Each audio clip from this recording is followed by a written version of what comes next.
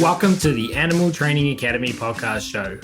I'm your host, Ryan Cartlidge, and I'm passionate about helping you master your animal training skills using the most positive and least intrusive approaches. Here at ATA, we understand that navigating the vast challenges you encounter in training requires a comprehensive base of knowledge and experience. It's common to face obstacles and rough patches on your journey that can leave you feeling overwhelmed and stressed. Therefore, since 2015, we've been on a mission to empower animal training geeks worldwide. We've aided thousands in developing their skills, expanding their knowledge, boosting their confidence, and maximizing their positive impact on all the animal and human learners they work with. We are excited to do the same for you.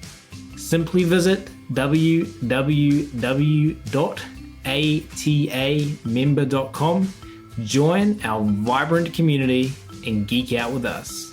And of course, in the meantime, enjoy this free podcast episode as we explore new ways to help you supercharge your training skills, grow your knowledge, and build your confidence, so that you can craft a life that positively impacts every learner you encounter.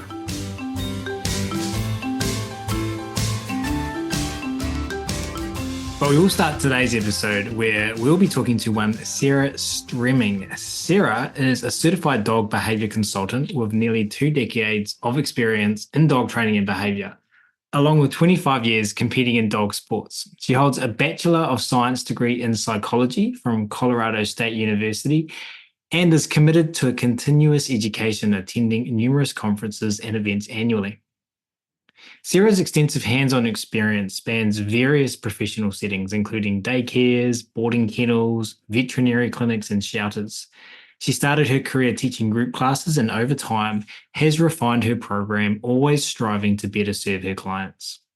When she's not busy transforming the lives of dogs and their people, Sarah enjoys exploring the deep woods of the Pacific Northwest with her border collies and Icelandic sheepdog. So without further ado, it's my very great pleasure to welcome Sarah back to the show today, who's patiently waiting by. Sarah, thank you so much for taking the time to come and hang out with us at Animal Training Academy. Oh, my pleasure. Thank you so much, Ryan. And Sarah, it's been nearly 4.5 years since you were last on our show. So it's absolutely fantastic to have you back to discuss a topic that I know challenges many of our listeners and their clients, including not multi-dog household, but multi-mini earthling household that I live in. And this topic arose after one of our fabulous members in our Animal Training Academy members only Facebook group asked a question about the challenges they were facing with their multi-dog households. And you shared a link to your online course on this topic called Household Harmony. So that's what we're going to talk about today, everyone, how to achieve that household harmony in a multi-dog household.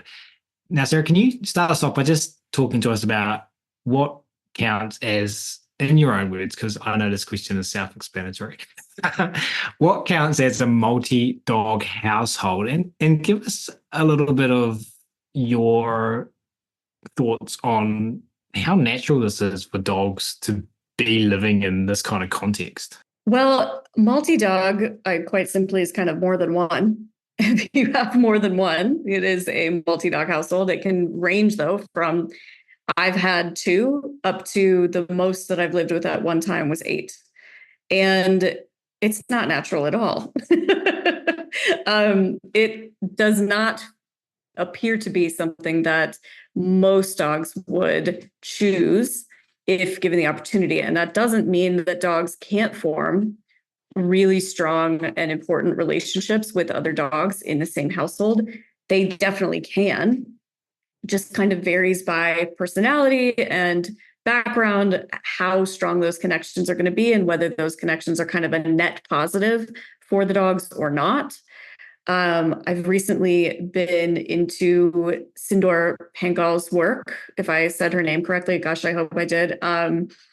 She talks a lot about the free roaming dogs of India, and talks about the really complex, amazing relationships that they form when they're all free to move about and they're not forced to live in the same space, but also talks about the conflict that arises and the fact that most of them solve conflict by simply not coming into contact anymore. They might develop a rivalry or some sort of conflict, and then they simply choose not to occupy the same spaces. And when we have dogs that develop a conflict in our own homes, typically that's not an option unless somebody goes to live somewhere else, which happens. Sometimes that's the choice that a household makes. But asking them all to live together in close quarters and share resources is, I just kind of catalog that as one of the amazing things that dogs do and one of the incredible adaptations that they have living alongside us. So they're kind of like us, that if they get into conflict, the best solution is just not to come into contact with each other, unless you're on social media, and we all know about that. But how big is a challenge? Like when you're working with clients, like how often do you see this? What are the reasons that people end up in multi-dog households? And asking this question to also dig into what led you into creating this course. I'm assuming you saw a need for this information. For sure, the course is centered on kind of fostering harmonious relationships between the dogs. It isn't in and of itself going to be a fix for any major conflict. It's more of a prevention for conflict situation. People have multiple dogs for any number of reasons. A lot of my clients have them because they compete in dog sports. That's one of the reasons that I have. I have 4 dogs of my own, and they're all just, they're at various ages and stages in their kind of sport careers. And when conflict arises, which is usually about some kind of resource, even if the resource feels intangible to you, I think food is a really obvious one that people are very clear about. People see if their dogs are arguing over food, and then they take management steps to not have them fight over food. And then that's usually very cut and dried. It's when the dogs are experiencing conflict around maybe one of the humans in the household, like this human belongs to me, you don't get to be near it. When sometimes dogs also do that with the other human in the household. So sometimes guarding of kind of one partner against the other one can show up. This can be exacerbated by guarding of the human against some of the other dogs in the home. So typically there's some kind of resource situation that's easy to pinpoint. But what I do find is that those resource situations show up when steps have not been taken to keep everything harmonious, because you're asking them to share resources, you're asking them to share space, and frequently other kinds of resources as well. They usually all share the same water source. They usually see the human as a resource. They often share sleeping spaces. So even if you're never asking them to share food, which a lot of folks understand not to, their lives, just like all of us, are governed by the resources or reinforcers in our environment. And they can start to defend those resources against the other dogs in the home. Sometimes people attach kind of contrived thoughts to this. They'll say, well, these 2 dogs are fighting simply because they are the same sex, or simply because this one had a hormonal change and therefore fighting happens. That's not really consistent enough for us to say, like, if this, then that. And also, if 2 intact males are fighting, they're still fighting over a resource. It's just that the resource is a female, even if the female doesn't even exist. They both know that it does in the world, and so this is what happens. And so in my clientele, a lot of people have large numbers of dogs who have very complex personalities and really big feelings about their stuff, because dogs that have a lot of tenacity, and we'll unpack that label, tenacity meaning that they will push through adversity to get what they want. They won't kind of back down when they are faced with adversity. Those dogs are the dogs we like for sports. because they will run faster and do the rep 3 more times than the other dog would want to do the rep, and so forth. And so when they care a lot about their stuff, we like them in sports. And also when they care a lot about their stuff, it's harder for them to live in harmony with a group. And so this is definitely a big deal in my life. I work very, very hard to maintain the peace between my dogs. And that's why it's a really big deal in my client's life. And when that conflict does arise, it can be really difficult to get back to a place of peace. So prevention is very important. So an unnatural setting, first off, especially if we compare what our observations are with regards to street dogs in more air quotes natural settings, and it's largely around resources and these enclosures that we call our houses. I've got a zoo background, so that's where my mind goes. And obviously limited resources that can lead to the conflict that you've talked about. Let's just take a second before we push on. We've got a whole lot to talk about today, to talk about our clients. I mean, this is, if you've got animals in your home environment and before those animals lived there, you had this visualization of how great life's going to be with multiple dogs. And then you've got aggression, you've got conflict, you've got potential fighting. And that's a stressful situation to be in. Honestly, I rank it up with really severe separation anxiety in terms of stress on my clients. I don't work with separation anxiety. I'm very grateful to have a lovely referral list for those cases. And so in my clientele, this is the thing that causes people the most distress, is when their dogs are fighting between themselves in the home. I have lived it a few times, and I can vouch for how much stress it is. It is because you live in it. You can't get away from it. If your dog barks and lunges at people on bicycles, you can arrange your life to avoid walking the dog past people on bicycles. If you've got dogs living in the home that fight, it feels unavoidable. It also, even if we put management measures in place, which we would to prevent the fighting, it feels dangerous. It feels risky because somebody might leave a gate open. A dog might jump over a gate, like things happen. And so it makes people feel very stressed in their own homes. And anytime you can't get away from the stressor, the chronic buildup of stress in a situation is absolutely enormous. And it's a huge impact. And it is a big part of what I talk to clients about as far as, okay, what measures need to be taken to help everybody feel better tomorrow? Sometimes that is, you mentioned your zoo background. I got to go and visit a big cat exhibit that a friend of mine was working in. And when I saw the measures that are taken to make sure that a latch is always latched and that a lock is always locked and that this gate is always closed, like when I saw all of the measures taken to make sure that a lion does not wind up in the same enclosure as a keeper, I got so many new great ideas to bring to these cases, as far as, double checking systems, color coding systems, things like that. When the cases are really severe, we put more things in place to make sure that everybody's safe. And I talk about soft and hard barriers. And a hard barrier is something that the dog can't breach. So if they can't breach it, you're safer. But if a human can leave it open, I want 2 of them if the case is really severe. So things like that. When we put measures into place before we dive into changing the actual behaviors that are going on,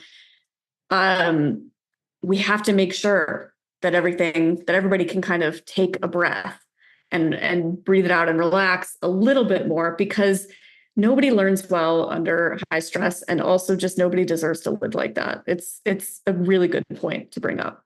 Yeah, we call that an earlock in the zoo world. My wife thinks I'm nuts. Sapphire thinks I'm nuts because every time we walk away from the car, we get like a car length away. I'm like, oh, I just got to double check that the car's locked. And I go back and check it. But there's a decade of learning history for doing that behavior. And it's very ingrained in me. But let's paint a picture, Sarah, because we've talked about the problem, we've talked about some reasons behind the problem, we've talked about the internal problem as well, the stress and how that can influence our humanness. And like you said, people shouldn't have to live like this. Paint a picture for us. How can we work with this? This is something that we can progress towards from wherever we are towards a more harmonious household, as you put it. So if you're already in severe conflict with the dogs, or even just minor conflict, if the dogs have had fights, that's basically what I would label conflict. If the dogs have had actual altercations with each other, the first thing you need to do is orchestrate your life so that those conflicts are less likely to happen. And so the first thing that happens is taking a really detailed history of each event that has happened so far and finding the common denominators. And usually the fights happen in the same place or around the same type of resource, or sometimes the same time of day. And when we find those common denominators, we put measures in place to make sure that the dogs aren't together or are highly controlled by something. Maybe they're both on leashes, maybe they're both wearing muzzles or something in those scenarios. So the first thing that has to happen is that. But then we look at how can I foster what I'm going to call a culture of abundance in these dogs, because they are having conflict over the fact that they're living in an unnatural environment. And I'll come back to that. But also the resources are limited. The resources have to be limited. They can't be, just free flowing fountain of kibble in the middle of everybody's house. Like that's not, that's not super realistic. The access to the person is a big resource. People have other things going on in their lives. They can't constantly be with the dogs. Like all resources have to have some kind of limitation. So helping the dogs to feel as though this environment is rich with resources and that they then as individuals do not need to worry about protecting any of their resources is a huge part of what I'm going to do next. But circling back to that unnatural environment, I think that, and whatever natural or unnatural means, an environment that is challenging for dogs is the one that that's what we care about. Like whether it's natural for a dog to live in a house with a person is kind of irrelevant. It's where most of them live. And so we can call it unnatural, or we can just identify what the challenges are within it. And I love talking about it as an enclosure. I love talking about it as them being captive animals that we are tasked with taking care of, because I think when we adjust the way that we think about it that way, we do better. We do a better job.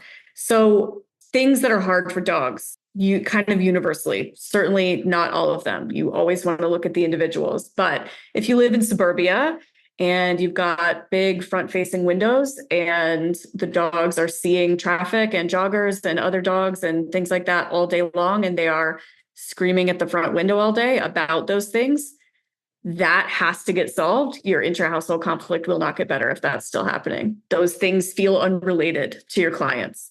They're not unrelated because the environment's too challenging. So making the environment in which the dogs live as conducive to what I call behavioral wellness as possible is always going to be step one in, I think, any program that you are embarking on.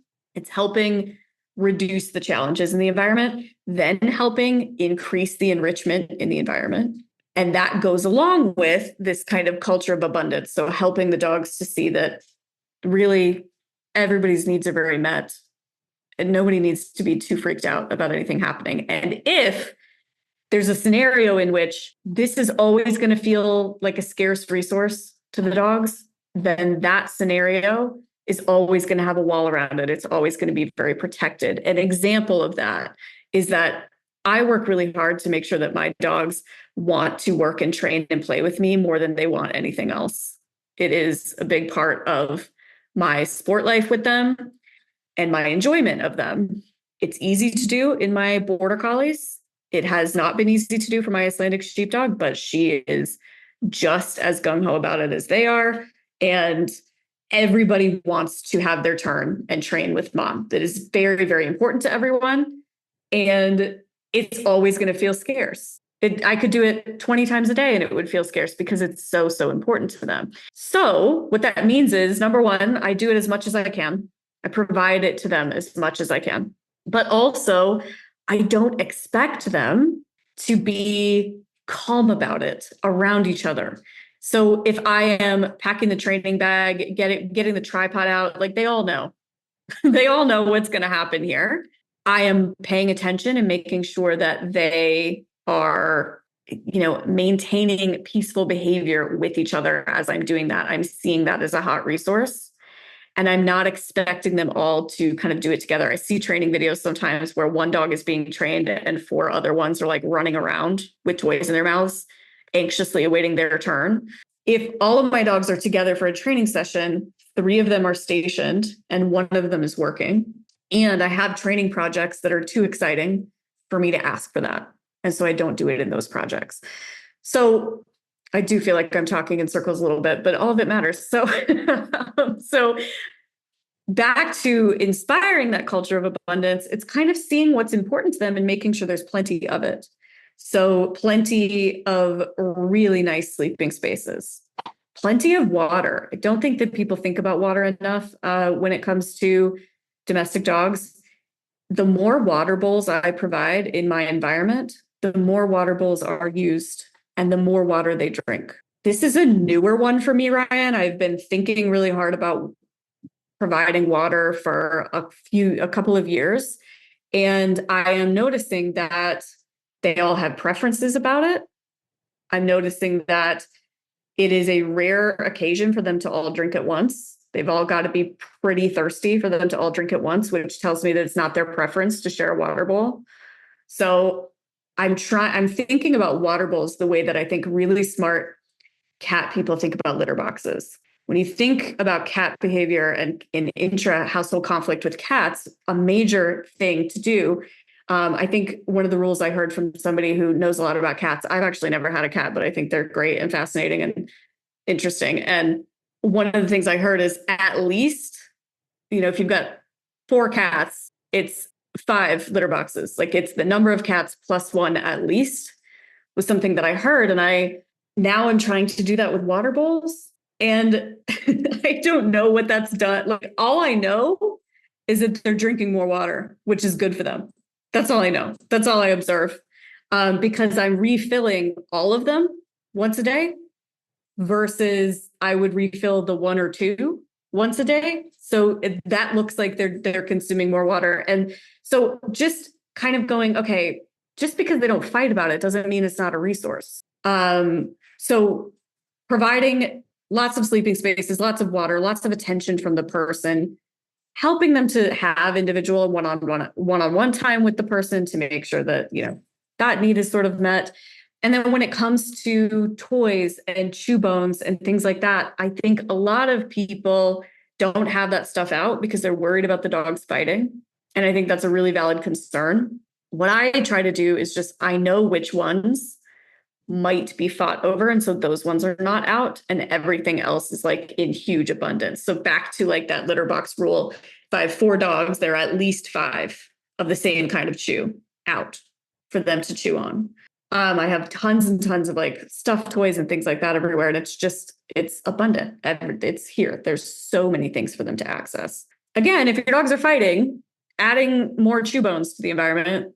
I'm not saying that that's your plan. That's not your plan if your dogs are fighting, but preventing fighting has a lot to do with that culture of abundance, but it also has to do with you paying attention to what matters to them and you paying attention to their behavior. So if I have my young dog, she is almost 11 months, and she will walk up to my Icelandic sheepdog and take something from her. So if my Icy has one of the kind of medium value, like they're called Benebones. They're like plasticky. They're like a nylabone. They're not plastic. Everybody don't come after me. Rhea, my Icelandic, is like chewing on one of those. Carson, my young border collie, will walk over to her and be like, I think I would like to have that. And she'll just swipe it out of her mouth. Rude. So rude. And my Icelandic doesn't fight her about it. She just goes, oh, that sucks. And a lot of people would look at that and go, well, they didn't have a fight. I look at that and go, no, no, no, that's going to grow into something worse. Because if you keep taking from her, she'll defend it eventually. And so my job then is to make sure that you don't take from her. So it's my job to see the precursors to that behavior, because if you do take it from her and then I scold you and take it away from you and give it back to her, that doesn't do anything. It already happened. The whole thing already happened. So I watch her. If she's chewing her own and she looks at Rhea's and she stops chewing her own, that's my moment to put her in her X-pen with her own bone, put her somewhere else, interrupt in some other way to make sure that she doesn't practice that behavior. So it's seeing those little subtle things so that you can provide for them. And then I do all kinds of like cute games with them to have them be sharing stuff, just practice sharing stuff. Because the bottom line is that if they all live together in the same enclosure, they are sharing stuff, even if you think they're not, because you put them in their own individual crates when you give out Kongs or whatever. I don't even know if I answered your question at all, but here we are having a good chat. That is, if people end their answers to questions on the ATA podcast show, well, I don't know if I answered your question at all, that means I'm doing my job.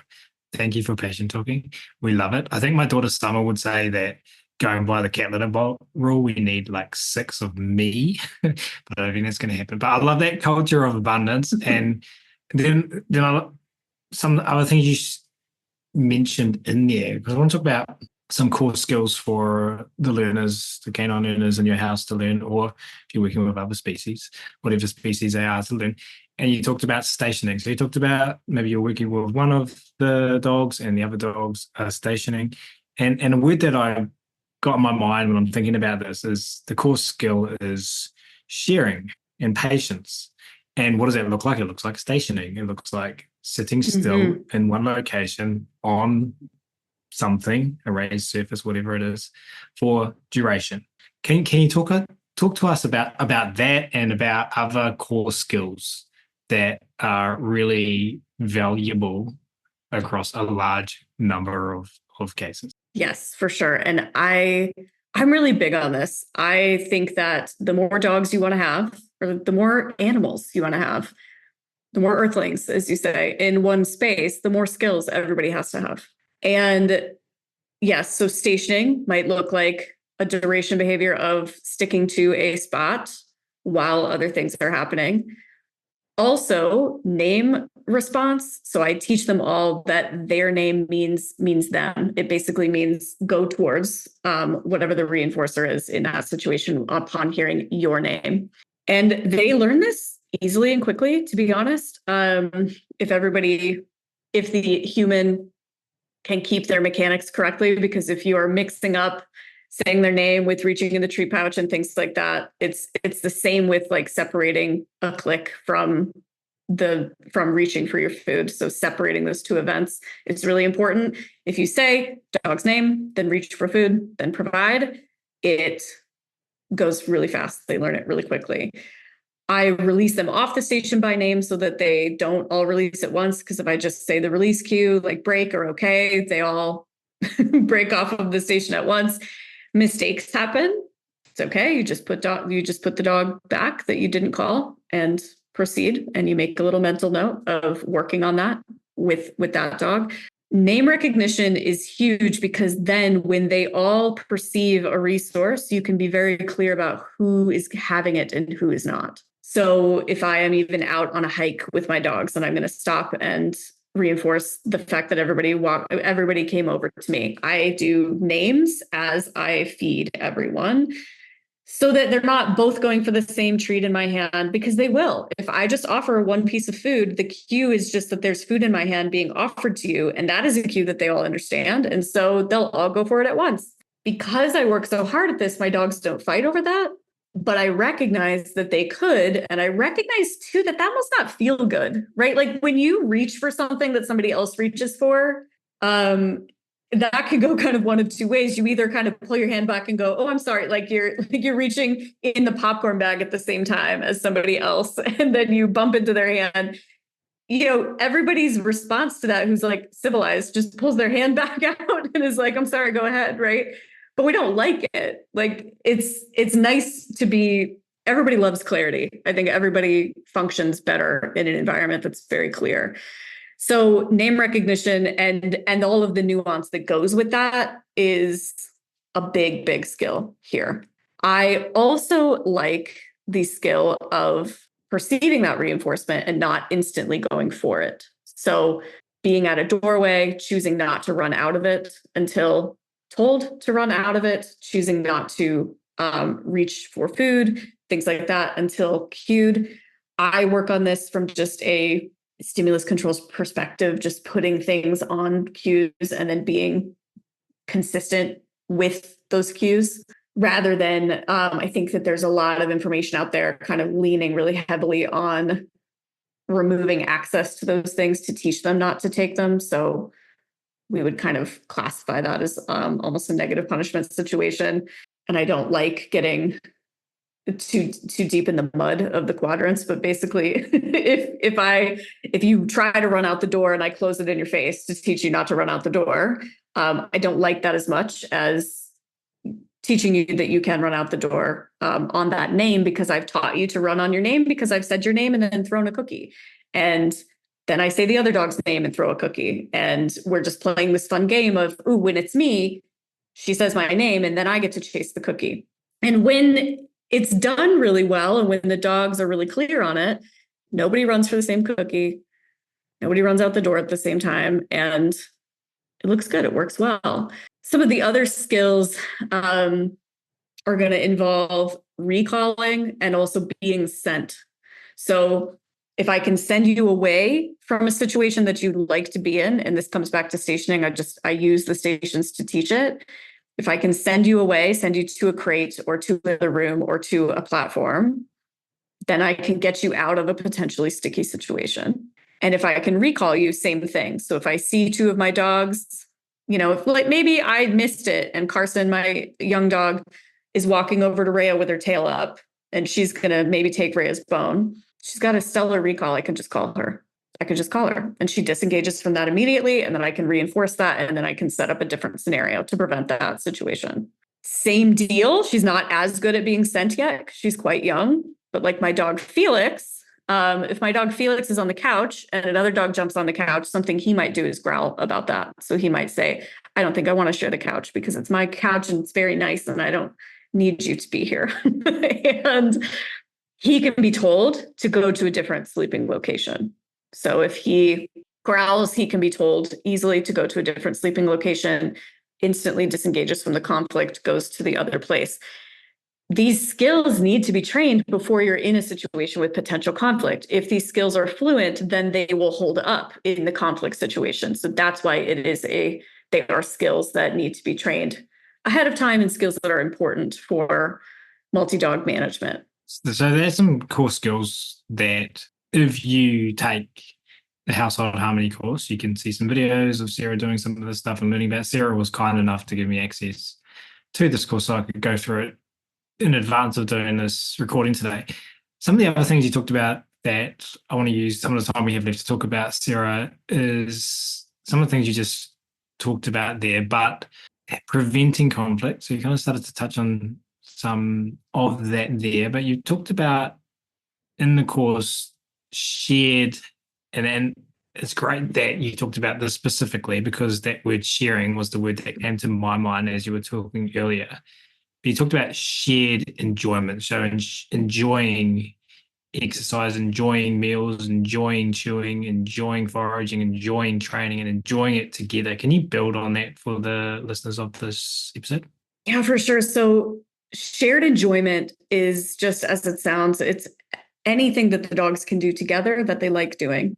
All of it, like there's no data on this, right? Like if you're a grad student and you want to look at this, that sounds great. Hit me up. But basically what I observe is that family groups of dogs that do things together that they like doing have, I believe, healthier relationships. And it makes sense to me that they would. It makes sense in any family that if you get together and deliberately do things that you all enjoy doing, rather than just doing your day-to-day, your daily slog and all of your chores and whatever, it is a good relationship building thing to do, a good harmonious thing to do. So if you look at your dog's life and the things that your dog enjoys, if you can incorporate the other dogs together and do that as a group, you should do that sometimes. So that is one purpose of having the dogs all stationed while one dog is being trained. My favorite way to utilize that is actually in my kind of body handling or husbandry work, because it tends to be low energy. It tends not to be super exciting. So it's easy for everybody to stay stationed. And also I give the dogs frequent breaks in that anyway. And so anytime the dog kind of starts to say, I don't think I want another rep of you cutting a toenail, I go, that's cool. Go to your station. Good job. Here's a cookie for your station. Next dog. And then we go through that. So I would even classify that as shared enjoyment, even though I think they don't like having their toenails cut, Ryan, but they all like line up and are like, me next. So maybe they do. So other things, I love to take walks with all of them together. There's some caveats to that. If you have one dog that really struggles out in the environment, we always want to be thinking about making the environment in which the dogs inhabit together an easy environment. So if you have a dog that is super barky, lungy at certain triggers, you're not going to go take it for a walk with your other dog and have your dog that's not barky, lungy experience that. That does not then qualify as shared enjoyment. That qualifies as something else. And so that's kind of the caveat. But I like having all of my dogs to go on off-leash walks out in the world, in nature together. I believe that I see them enjoying each other. Sometimes a play session might break out. Sometimes one dog finds something really great to smell and everybody gathers over and is sniffing it. It's like they are out on that walk with each other. They are not isolated from each other on that walk. And I think that that's important. Other ways we can do shared enjoyment is we can just all have a chewy, and I can make sure that if, for instance, Carson might think that she's going to take Rhea's, Carson's just on a tether, but we're all in the same room. Carson just can't leave where she is. I also do big kibble scatters out in the grass in the yard. This is a big thing that I do with my dogs that I believe is shared enjoyment. They all engage in it until every last tiny kibble is gone. I use a really small kibble, so there's a lot of sniffing. I throw the kibble as far as I can, so there's just so much foraging and snuffling and just dogness going on. And it's so relaxing to me to watch them all do that together. I have worked really hard on, again, Carson being able to do that, because when I got her as a little 9-week-old, she was exhibiting some behaviors we might label resource guarding in that scenario.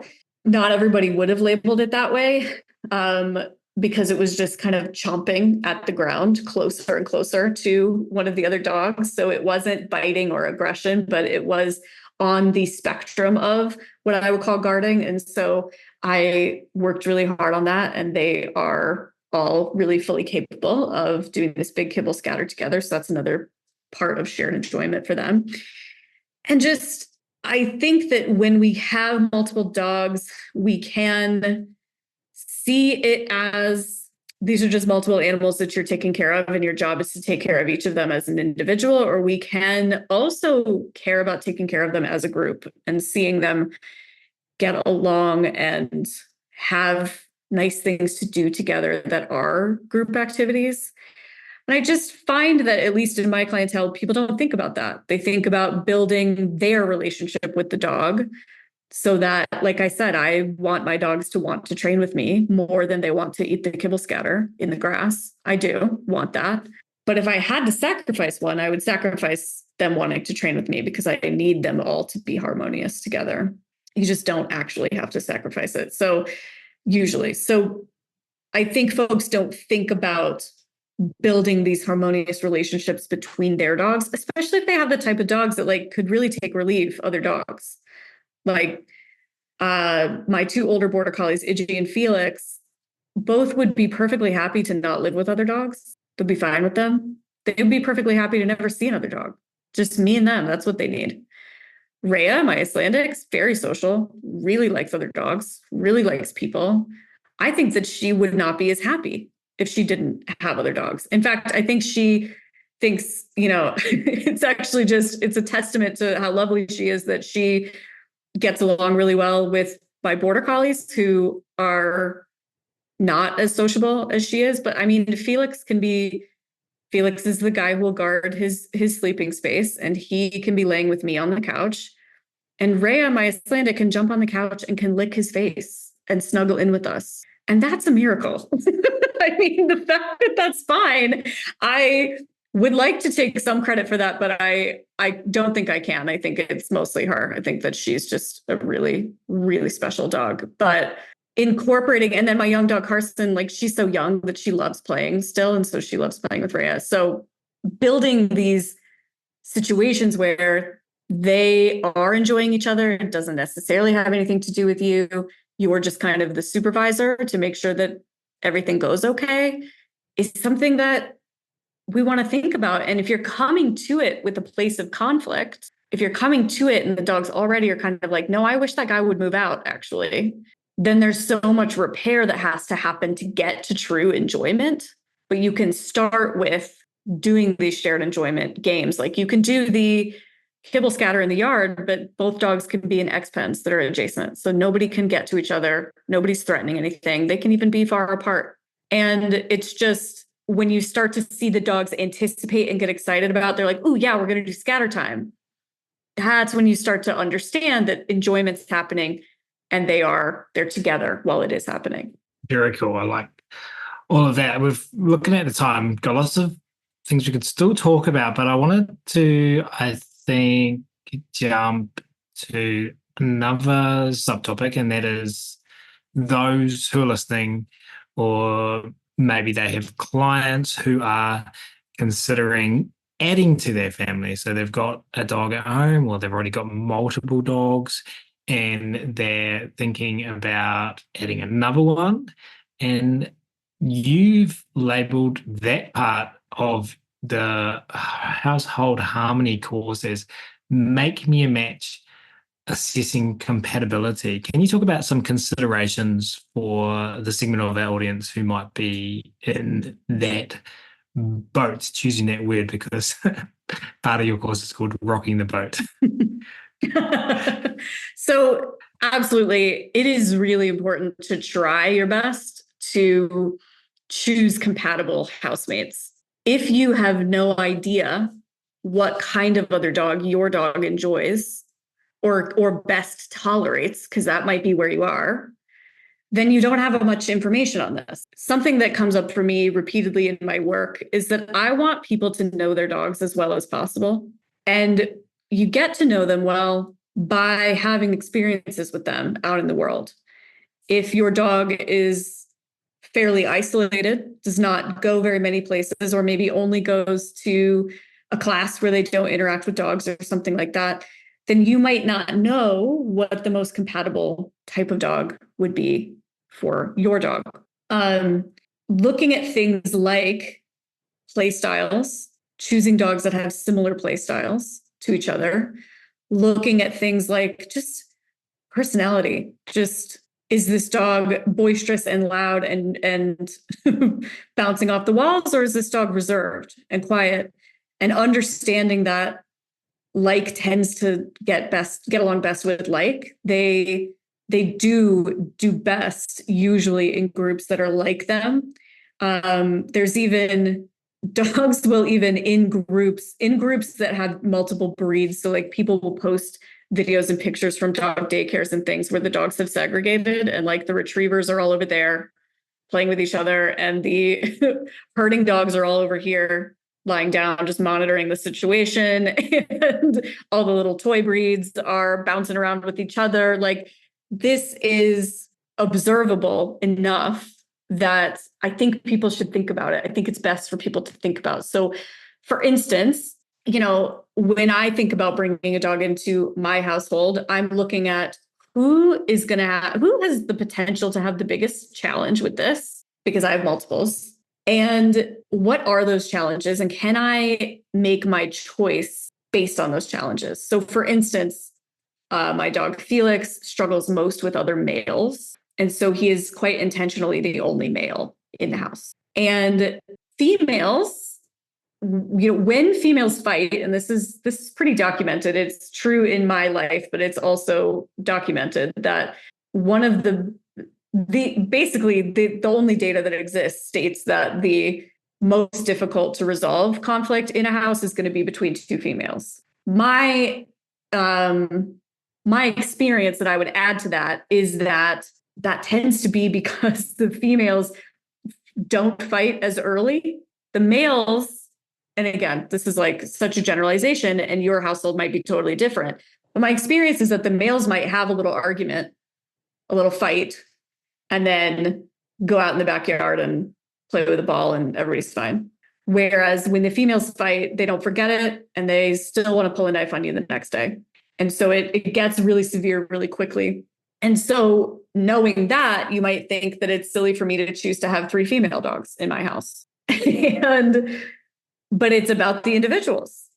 And the dog that's most likely in my household to struggle is Felix. And who he's most likely to struggle with is another male, especially another male that's like bigger than him, or a breed of dog or a type of dog who is that boisterous, gregarious, kind of loud type would be hard for him.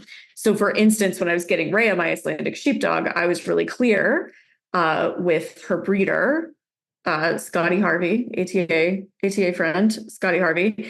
I was really clear with her that I didn't think there was a male puppy that I also really liked. And we were talking about this male puppy and I was like, I love him. Felix will hate him because he is very confident. He's a picture of masculinity and Felix will hate him. So I got Rhea, who's a little girl, and Felix and Rhea are the most friendly, compatible, like they're the best 2 friends of dogs that I never imagined Felix would have an actual friend in one of the other dogs in my household. So it's looking at your individuals and looking at what their particular challenges are. I experience a lot of people who, this is a very common experience. People have some sort of, I'll put in quotations, normal type of dog, like maybe they have golden retrievers, and they decide that they want a faster agility dog and they buy a border collie.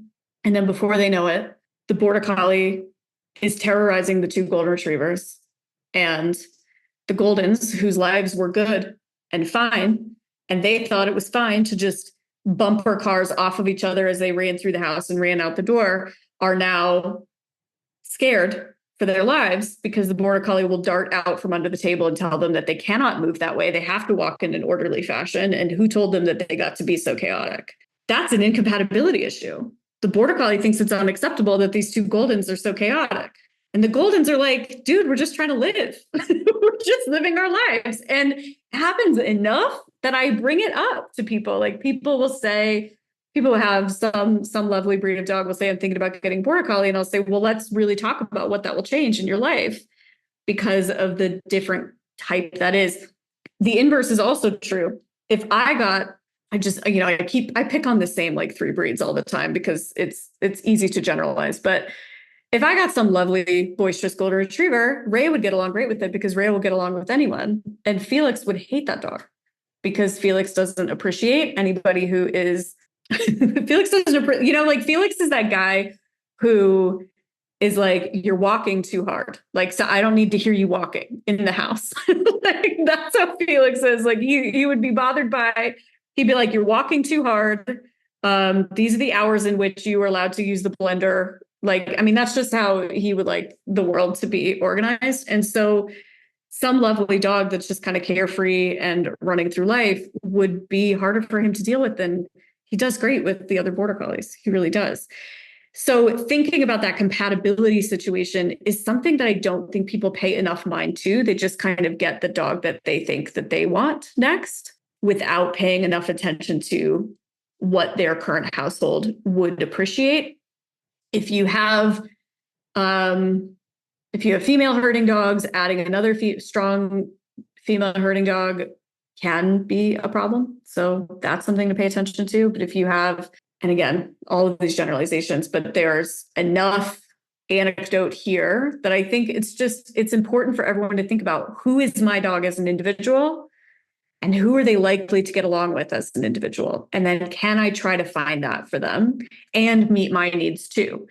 And if you can't meet your needs doing that, like you really do want a totally different kind of dog, then what can be done to ensure peace and ensure harmony from the beginning, which is where this course comes in, and where, I talk a lot in my membership. People will join the membership when they're getting a puppy, and we'll kind of handhold them through the introduction process and things like that, because there's a lot that can be done to help foster good relationships. I've got a good friend of mine who has 2 intact male working line German Shepherds that are so peaceful together. And this is shocking to everybody who has those types of dogs. And yet the younger dog is 3, and she has spent the last 3 years working up to this goal. They were not loose together in the house until very recently. I mean, she has spent 3 years working on this. So the lower the likelihood of the dogs being harmonious, the more work you're going to need to put in, the more skills you're going to need to train, the more challenging the environment in which you expect the dogs to live. Cities are hard for dogs. Suburbia is hard for dogs. Like, I think we need to just start saying it out loud. It doesn't mean you shouldn't have dogs in those situations. It means you got to fill in the gaps for them and provide for them in those scenarios. Zoos are hard for most of the animals in them as well. It doesn't mean, in my opinion, it doesn't mean don't have zoos. It means we got to do our best here to help fill in those gaps. And if we don't know what those gaps are, then we're not going to do our best. And so recognizing why cities and suburbia and things like that are hard for dogs, and then helping to fill in those gaps wherever we can, is really important. So I did it again, but I think I answered it. Well, we're grateful for that. If you are in this situation and you've found value in the things Sarah's talking about today, and you wanted to learn more about the integration progress for once you've chosen your dog that fits your household and your needs, how to integrate that, then heading over to the Harmonious Household course would be a valuable thing to you. Can you tell people listening, Sarah, you mentioned your membership there as well, where people can go to check out the course, check out your offerings? Where are you hanging out online? Everything is at my website, which is my name, sarahstremming.com. I do have all of those. I have that course and several others for offer as self-study, but I also have this membership that you get all the courses with. So you can jump into the membership too, if you would like, or instead, if you would like. In the membership, we've got this really great community where people share, and they share as they're working through the courses. They get feedback from me. They get feedback from other very, very smart members that I have. And other than that, where I hang out online, I am on Facebook as the Cognitive Canine, as well as Cog Dog Radio. That's my podcast, Cog Dog Radio. If anybody wants to hop over and check that one out when they're done, here. And let's see, Instagram is cognitive_canine. And then my name on TikTok is at Sarah Stremming. Would love to see any of you all there.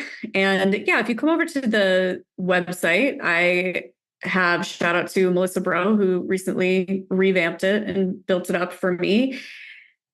If you come over there, there is a video tour of the membership, and you can get your questions answered in regards to any of the offerings. Wonderful. We will link to all of that in the show notes as well. I have a ton more questions, but I am respectful of your time, listener there. I know we've been going for an hour. We could go for hours, but we will wrap it up there. Sarah, again, this has been so much fun. So from myself and on behalf of everyone listening, we really appreciate you taking the time to come and hang out with us. Let's do this again in 4 years. What do you say? About another 4 years, and I need to get back down to New Zealand because I think it's been almost as long. But thank you so much, Ryan.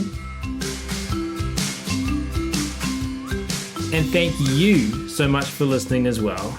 This is your host, Ryan Cartlidge, signing off from this episode of the Animal Training Academy podcast show. We hope today's conversation inspired you and equipped you with new tools for your trainer's toolbox. Remember, every challenge and training is an opportunity to learn and sharpen your animal training geekery. Embrace the rough patches, learn from them, and keep improving. And don't forget, the path to growing your skills and expanding your knowledge continues beyond this episode. Visit www.atamember.com to join our supportive membership, where you will find a community of trainers just like you.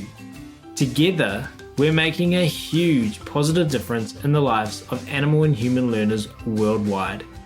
Until next time, keep honing your skills, stay awesome, and remember, every interaction with an animal or human learner is your opportunity to create ripples. We're here, cheering you on every step of the way. See you at the next episode.